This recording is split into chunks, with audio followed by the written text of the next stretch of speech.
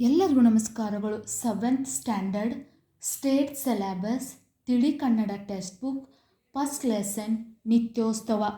ಈ ಪಾಠದ ಪ್ರಶ್ನೆ ಉತ್ತರ ಅಭ್ಯಾಸ ಚಟುವಟಿಕೆಗಳು ಇಷ್ಟ ಆಗಿದ್ದಲ್ಲಿ ವಿಡಿಯೋಕ್ಕೆ ಲೈಕ್ ಮಾಡಿ, ಶೇರ್ ಮಾಡಿ, ಸಬ್ಸ್ಕ್ರೈಬ್ ಮಾಡಿ.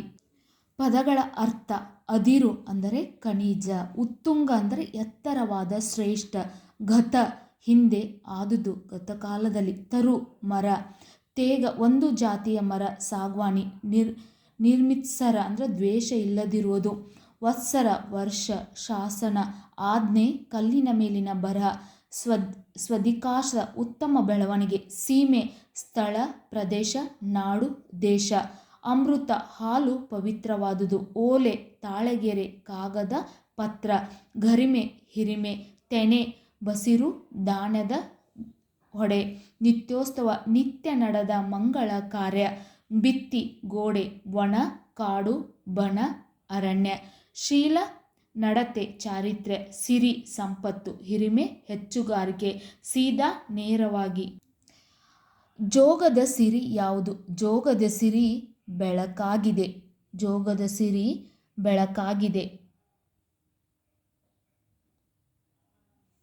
ಜೋಗದ ಸಿರಿ ಯಾವುದು ಎಂದರೆ ಜೋಗದ ಸಿರಿ ಬೆಳಕಾಗಿದೆ, ಬೆಳಕು. ತುಂಗಾ ನದಿ ಹೇಗೆ ಹರಿದು ಬರುತ್ತದೆ ಎಂದು ಕವಿ ಬಣ್ಣಿಸಿದ್ದಾರೆ. ತುಂಗಾ ನದಿಯು ಬೆಳಕುತ್ತಾ ಬರುತ್ತಿದೆ ಎಂದು ಕವಿ ಬಣ್ಣಿಸಿದ್ದಾರೆ. ಹರಿದ್ವರ್ಣ ಕಾಡುಗಳಲ್ಲಿ ಯಾವ ವಿಧದ ಮರಗಳಿವೆ? ಹರಿದ್ವರ್ಣ ಕಾಡುಗಳಲ್ಲಿ ತೇಗ, ಗಂಧ ಮುಂತಾದ ಮರಗಳಿವೆ.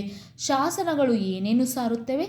ಶಾಸನಗಳು ಗತ ಸಾಹಸವನ್ನು ಸಾರುತ್ತವೆ. ಕನ್ನಡ ಸೀಮೆಯ ಜನರ ಮನಸ್ಸು ಎಂತಹದು? ಜಾತಿ ಮತ ಎನ್ನದೆ ಕನ್ನಡಿಗರೆಲ್ಲರೂ ಒಂದೆಂಬ ಭಾವನೆಯಿಂದ ಬದುಕುವುದು, ಮತ್ಸರವಿಲ್ಲದೆ ಉದಾರ ಭಾವನೆಯನ್ನು ಹೊಂದಿದ್ದಾರೆ. ಈ ಕೆಳಗಿನ ಪ್ರಶ್ನೆಗಳಿಗೆ 2-3 ವಾಕ್ಯಗಳಲ್ಲಿ ಉತ್ತರಿಸಿ. ಕನ್ನಡ ನಾಡಿನ ಪ್ರಕೃತಿಯ ನಿತ್ಯೋತ್ಸವವನ್ನು ಕವಿ ಏನೆಂದು ವರ್ಣಿಸಿದ್ದಾರೆ? ಕನ್ನಡ ನಾಡು ನುಡಿಯಲ್ಲಿನ ಕುರಿತು ಅದೆಷ್ಟೋ ಭಾವನೆಗಳು ಮನಸ್ಸಿನಲ್ಲಿ ಮೂಡು ಬರುತ್ತವೆ. ಇಲ್ಲಿನ ಪ್ರಾಕೃತಿಕ ಸೌಂದರ್ಯ, ನದಿ, ಬೆಟ್ಟಗಳು, ಜಲಪಾತಗಳು, ಅರಣ್ಯಗಳು ಮೈಮನವನ್ನು ಸೆಳೆಯುತ್ತವೆ. ಕನ್ನಡ ನಾಡಿನ ಪ್ರಕೃತಿ ಸೌಂದರ್ಯದಲ್ಲಿ ನಾವು ನಿತ್ಯ ಉತ್ಸವವನ್ನು ಕಾಣುತ್ತೇವೆ. ಜೋಗದ ಸಿರಿ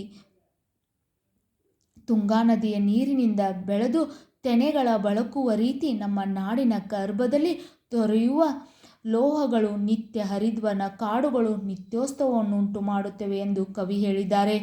ನಾಡಿನ ಇತಿಹಾಸ ನಿತ್ಯೋತ್ಸವವನ್ನು ಕವಿ ಏನೆಂದು ವರ್ಣಿಸುತ್ತಾರೆ?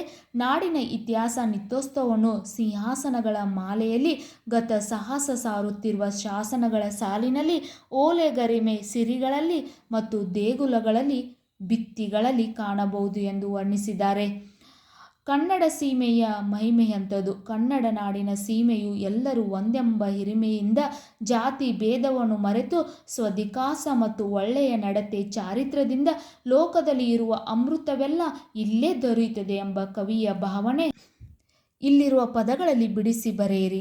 ನಿತ್ಯೋತ್ಸವ ನಿತ್ಯ ಪ್ಲಸ್ ಉತ್ಸವ, ಮಣದುದಾರ ಮಣದ ಪ್ಲಸ್ ಉದಾರ, ಲೋಹದಿಂದ ಲೋಹದ ಪ್ಲಸ್ ಅದಿರು ಲೋಹದದಿರು, ಲೋಕಾಮೃತ ಲೋಕ ಪ್ಲಸ್ ಅಮೃತ, ಸಿಂಹಾಸನ ಸಿಂಹ ಆಸನ ಸಿಂಹಾಸನ.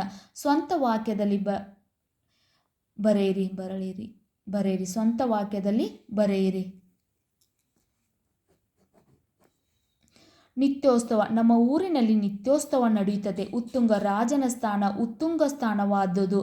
ಹಿರಿಮೆ ದೇವರ ಹಿರಿಮೆ ನಮ್ಮೆಲ್ಲರ ಮೇಲೆ ಸದಾ ಇರುತ್ತದೆ. ಸ್ವಧಿಕಾಶ ನಮ್ಮ ದೇಶದ ಎಲ್ಲ ಕ್ಷೇತ್ರದಲ್ಲಿ ಸ್ವಧಿಕಾಶವಿದೆ. ನಿಮಗೂ ಕೂಡ ಈ ಪಾಠದ ಪ್ರಶ್ನೆ ಉತ್ತರ ಅಭ್ಯಾಸ ಚಟುವಟಿಕೆಗಳು ಇಷ್ಟ ಆಗಿದ್ದಲ್ಲಿ ವಿಡಿಯೋಕ್ಕೆ ಲೈಕ್ ಮಾಡಿ, ಶೇರ್ ಮಾಡಿ, ಸಬ್ಸ್ಕ್ರೈಬ್ ಮಾಡಿ. Thank you.